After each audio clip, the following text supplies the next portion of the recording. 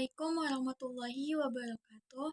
Perkenalkan, saya Mahdesi Sukma dengan NIM 2102924 dari Prodi Pendidikan Matematika.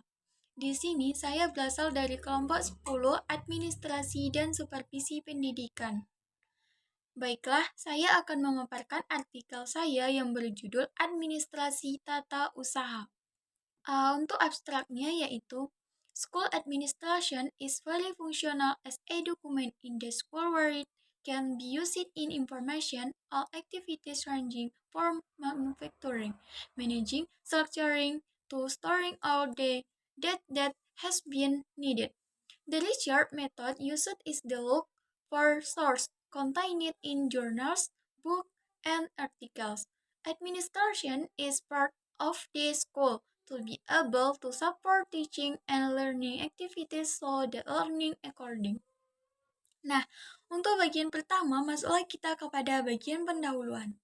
Nah, artikel yang saya buat ini bertujuan untuk memberikan informasi tentang administrasi tata usaha. Tata usaha adalah penyelenggaraan kegiatan administrasi, yakni urusan tulis-menulis atau termasuk hal keuangan dan sebagainya dalam sebuah perusahaan, organisasi, maupun juga negara. Pada hakikatnya, administrasi tata usaha adalah kegiatan melakukan pencatatan untuk segala sesuatu yang terjadi dalam suatu organisasi untuk digunakan sebagai bahan keterangan bagi pimpinan.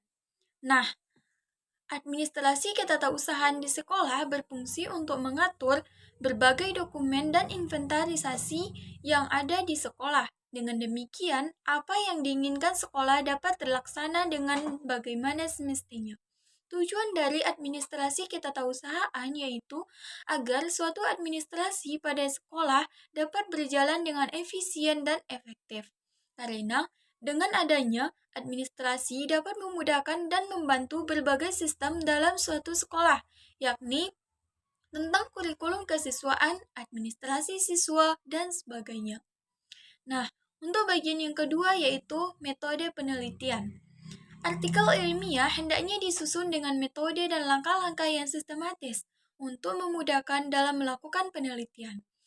Pada artikel saya ini, penelitian yang saya gunakan adalah dengan metode mengumpulkan bahan kajian terlebih dahulu. Materi terdapat pada buku, jurnal, artikel, maupun sumber lainnya yang berkaitan dengan administrasi ketatausahaan sekolah.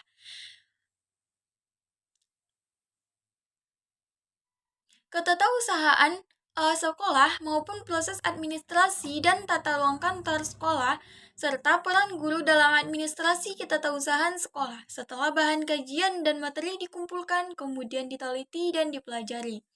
Nah, langkah selanjutnya yaitu penulis berusaha untuk menyimpulkan apa yang terdapat atau yang berkenaan dengan yang dianalisis. Penelitian ini digunakan agar materi dan topik pembahasan yang didapatkan tertata secara fakta dan ilmiah. Metode literatur sangat berfungsi untuk menambah wawasan kebenaran yang ingin diketahui.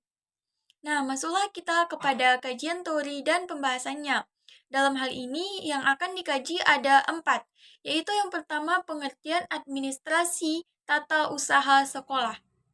Secara etimologis, tata usaha adalah kegiatan memberi bantuan dalam mengelola informasi, manusia, harta ke arah suatu tujuan yang terhimpun dalam organisasi.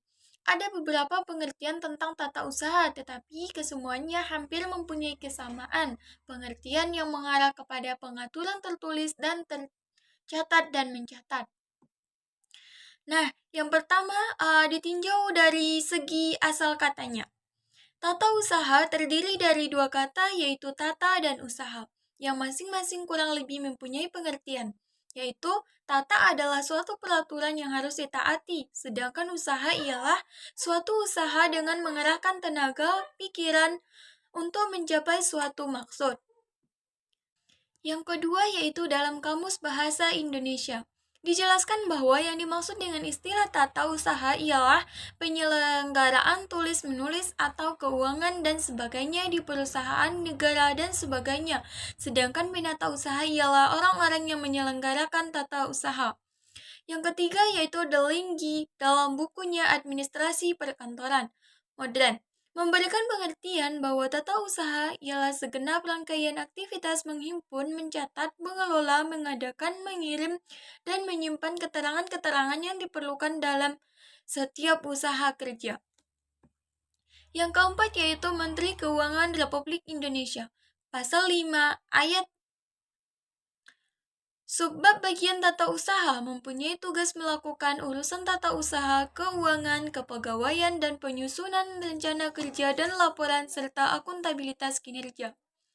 Nah, yang kelima menurut George Terry, tata usaha kantor meliputi penyampaian keterangan secara lisan dan pembuatan warkat-warkat tertulis dan laporan-laporan sebagai cara untuk meringkas banyak hal dengan cepat, guna menyediakan suatu landasan fakta bagi tindakan kontrol dari pimpinannya. Yang keenam yaitu menurut William Leffingwell dan Edwin Robinson. Tata usaha kantor berkenaan pertama-tama dengan warkat-warkat dari badan usaha pembuatan warkat-warkat, pemakaian warkat-warkat dan pemeliharaannya guna dipakai untuk mencari keterangan di kemudian hari. Dengan demikian, tata usaha merupakan kegiatan yang berhubungan dengan jasa-jasa perkantoran yang terdiri dari yang pertama ada namanya korespondensi dan laporan, yang kedua ada tata hubungan, yang ketiga ada pencatatan dan perhitungan, yang keempat ada kearsipan, dan tata usaha menurut intinya adalah tugas pelayanan di sekitar keterangan-keterangan yang berwujud pada 6 pola kegiatan yaitu menghimpun, mencatat, mengelola, mengadakan, mengirim, menyimpan. Nah, masuklah kita kepada pembahasan yang kedua yaitu proses administrasi ketatausahaan. Yang pertama, tugas pokok urusan administrasi ketatausahaan. Melaksanakan ketatausahaan sekolah dan bertanggung jawab kepada kepala tata usaha dengan rincian tugasnya yaitu yang pertama, menyusun program kerja tata usaha sekolah. Yang kedua, pengelolaan keuangan sekolah. Yang ketiga, pengurusan administrasi ketatanegaraan dan siswa.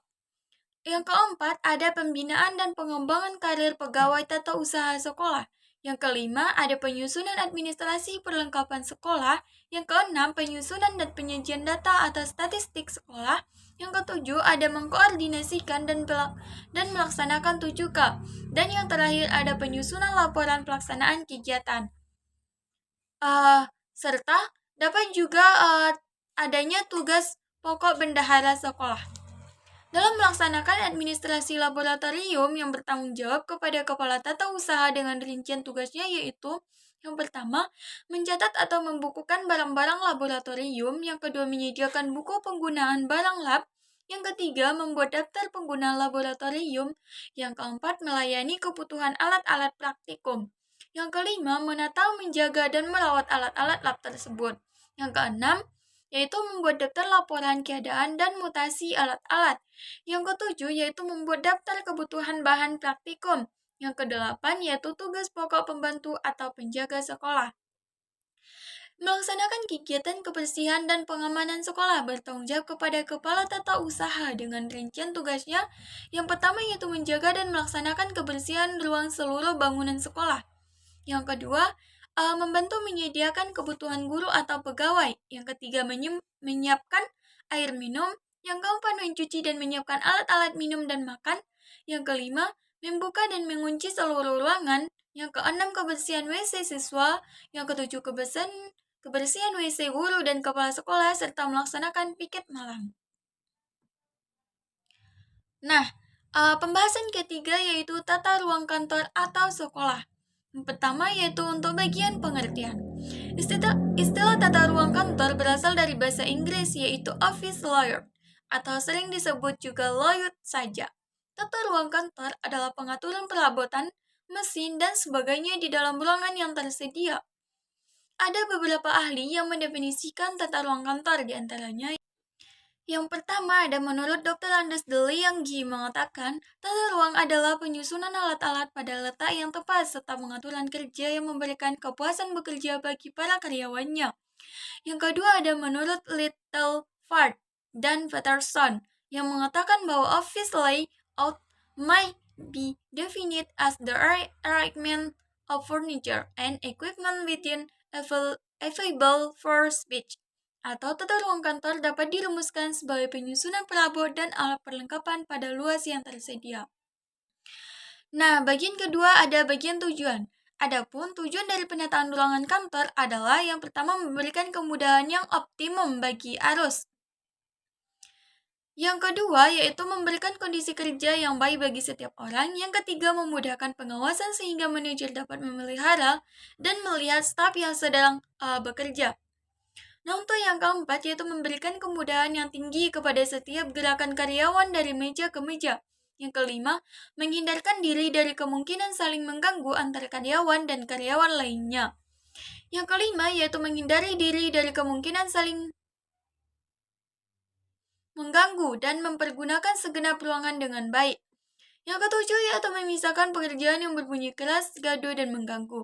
Yang kedelapan yaitu terciptanya kesan yang baik antara organisasi tersebut dari relasi dan tamu yang datang. Dan yang terakhir yaitu pelaksanaan pekerjaan dapat menempuh jarak yang terpendek. Nah, yang ketiga yaitu asas-asas pokok tata ruang kantor.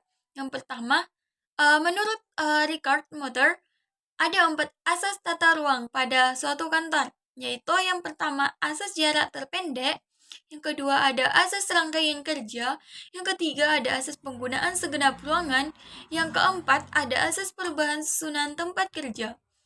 Dan untuk pokok pembahasan yang keempatnya yaitu prinsip-prinsip tata ruang kantor. Prinsip-prinsip tata ruang kantor terdiri dari yang pertama, pekerjaan harus mengalir terus-menerus sedapat mungkin dalam garis lurus. Yang kedua, bagian-bagian dan seksi-seksi yang berfungsi sama dan yang berhubungan harus ditempatkan secara berdekatan untuk mengurangi waktu bepergian. Yang ketiga yaitu aliran pekerjaan harus sederhana, sehingga dapat mengurangi hilir mudik pegawai dan penyampaian surat-surat dalam jarak yang terpendek. Yang keempat yaitu meletakkan perlengkapan kantor harus dekat dengan pegawai yang menggunakannya. Yang kelima yaitu penggunaan meja dan kursi dengan ukuran yang sama dalam sebuah ruangan. Yang keenam yaitu menyusun meja harus sedemikian rupa sehingga tidak ada pegawai yang terpaksa menghadap pada sumber cahaya. Nah, yang ketujuh yaitu kesatuan yang banyak berhubungan dengan masyarakat harus ditempatkan di bagian terdepan. Yang kedelapan yaitu satuan yang pekerjaannya bersifat gaduh sebaiknya ditempatkan dekat jendela dan hendaknya dijauhkan dari satuan lainnya. Yang kesembilan yaitu hendaknya tempat arsip-arsip kantor berada pada dinding atau susunan tangga yang mudah terjangkau oleh petugas. Pokok pembahasan yang kelimanya yaitu bentuk-bentuk tata ruang kantor. Yang pertama ada namanya tata ruang tertutup. Yang kedua ada namanya tata ruang terbuka dan yang ketiga ada namanya tata ruang kantor semi tertutup. Yang keempat ada juga namanya lingkungan fisik kantor. Nah, bahasan yang selanjutnya yaitu ada tentang fasilitas angkutan yang lebih mudah. Ada juga faktor-faktor yang mempengaruhi tata ruangan serta pengembangan kantor di masa yang akan datang. Nah, untuk pembahasan pokok yang terakhir yaitu peran guru dalam administrasi. Di sekolah, guru berada dalam kegiatan administrasi sekolah, terutama ketata-usahaan sekolah. Sekolah melaksanakan kegiatannya untuk menghasilkan lulusan yang jumlah serta mutunya telah ditetapkan. Ada beberapa hal yang bisa dilakukan oleh seorang guru dalam hal ketata-usahaan di sekolahnya. Di antaranya yaitu 1. Pencatatan murid, yang kedua yaitu pencatatan tentang guru, yang ketiga yaitu pencatatan proses belajar atau PBM. Nah, yang keempat yaitu penerbitan buku-buku tata usaha. Untuk bagian kesimpulannya yaitu tata usaha adalah kegiatan memberikan bantuan dalam mengelola informasi, manusia, harta ke arah suatu tujuan yang terhimpun dalam organisasi. Administrasi ketatausahaan di sekolah berfungsi untuk mengatur berbagai dokumen dan inventarisasi yang ada di sekolah. Baiklah, sekian yang dapat saya paparkan dan jelaskan mengenai artikel saya. Apabila ada kesalahan kata saya mohon maaf dan saya akhiri dengan Assalamualaikum warahmatullahi wabarakatuh.